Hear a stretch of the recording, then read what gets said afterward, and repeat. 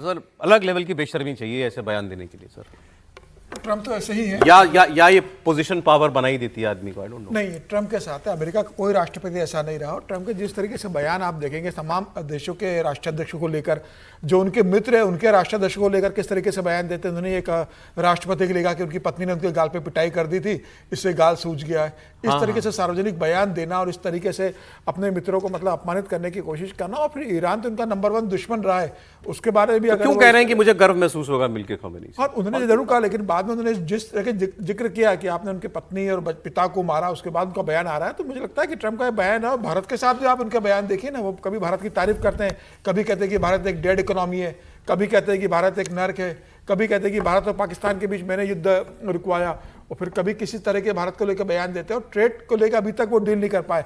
कभी कहते हैं कि भारत में मैंने इतने ट्रेड लगा दिया, अगर भारत रूस से तेल खरीदेगा तो मैं इतने % और ट्रेड भारत के ऊपर लगा दूंगा, पेनल्टी लगा दूंगा। तो ट्रम्प का व्यवहार रहा है, उन्होंने किसी को नहीं छोड़ा। वो कनाडा से कहते हैं कि मेरा 51वां राज्य आप बन जाओ।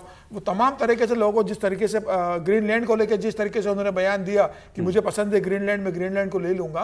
तो अमेरिका के राष्ट्रपति के रूप में ट्रम्प का व्यवहार मुझे लग रहा है कि दुनिया में ऐसे किसी भी राष्ट्रपति का नहीं रहा होगा। और अमेरिका की जनता भी मुझे लगता है शर्मिंदगी महसूस करती होगी कि हमने ऐसे व्यक्ति को चुनकर दिया है जो इस तरीके से पूरे दुनिया में पाकिस्तान अमेरिका के लिए एक शर्मिंदगी का सबब बन गया। और वहां की जनता चाहती होगी जितनी जल्दी इनका टेन्योर खत्म हो और ट्रम्प से पीछा छूटे। पार्टी के नेता मानते होंगे कि भाई बहुत उसके बाद भी कहीं इनको कोई आइलैंड वाइलैंड देकर कहीं वहीं के तू वहीं रह भाई। उनका तो एक खुद के भी होंगे। अब आप सुनिए ईरान पे बयान, ईरान वाला बयान निकालेगा। ईरान पे छोटा सा स्टेटमेंट है। हाँ सर, आप कुछ बोल रहे थे इसमें, आप बताइए। मैं ये कह रहा हूँ कि ये हमें सामान्य व्यवहार में ऐसा लगता है कि ये असामान्य है इस तरह से बात करना, लेकिन मैं समझता हूँ कि यदि डिप्लोमेसी के तौर पर देखें तो मुझे इसमें कोई बहुत अजूबे वाली बात नहीं लग रही और कोई बेशर्मी वाली बात भी नहीं लग रही। देश ऐसे ही चलते हैं, जो जिन देशों के साथ जंग होती है उन्हीं देशों के साथ तो आप बैठते हैं। बिल्कुल सही है। तो इसलिए डिप्लोमेसी के तौर पर देखेंगे तो मुझे नॉर्मल लगता है। बाकी हम यदि व्यक्ति के तौर पर देखते हैं तो ऐसा होता है। क्योंकि नहीं सर, वो बात जो आप कह रहे हैं ठीक है, सवाल का जवाब था। वो सवाल ये था कि आपने उनके परिवार को मारा, उनके बच्चे को मारा भाई, पिता और बच्चे बीवी को मारा ना, ऐसा होता है। और आप कहते हैं कि आई होप, ये कह रहे हैं आई होप वो एक प्रोफेशनल की तरह बिहेव करे।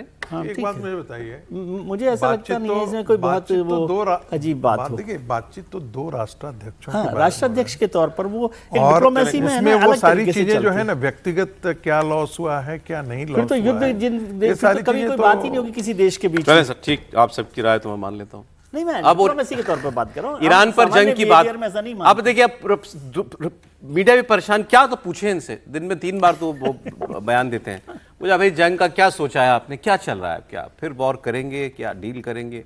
उन्होंने कहा कि अगर ईरान अमरीकियों को मारेगा तो मैं भी मारूंगा। अब इसमें कौन सी आपने बात बता दी? नहीं सुने।